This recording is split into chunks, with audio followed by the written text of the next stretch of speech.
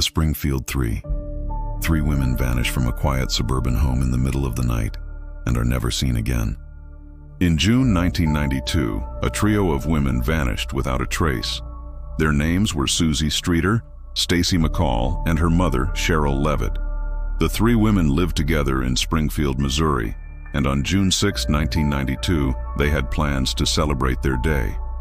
The high school sweethearts, Stacy and Suzie, had just finished their exams, so the pair decided to go out for one last hurrah before summer. They headed over to Suzie's house, which she shared with her mom, Sherill Levitt. The three of them laughed, reminisced, and made plans for the future. It was a night of looking forward. At about 2 a.m., Suzie and Stacy left a friend's house and returned to Levitt's home. That was the last time anyone saw them.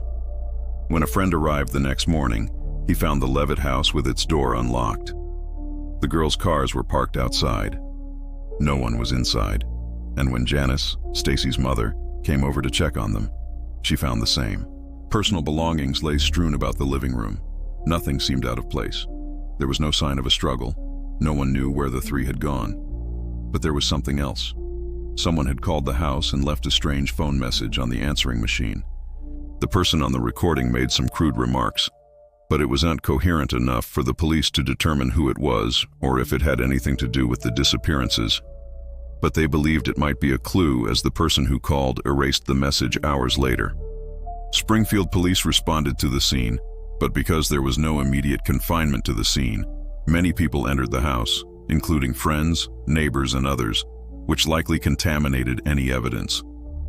Search efforts began immediately and continued for days, involving hundreds of people, including federal agents. But despite digging through wooded areas and even exploring remote properties, nothing substantial turned up.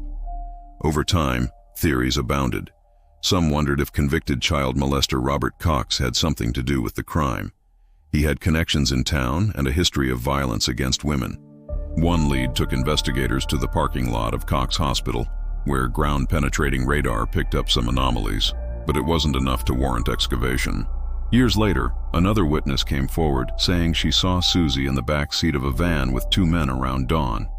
She said Suzie looked distraught and was shouting orders at the driver. This prompted police to search a number of vans in the area, but none turned up any evidence.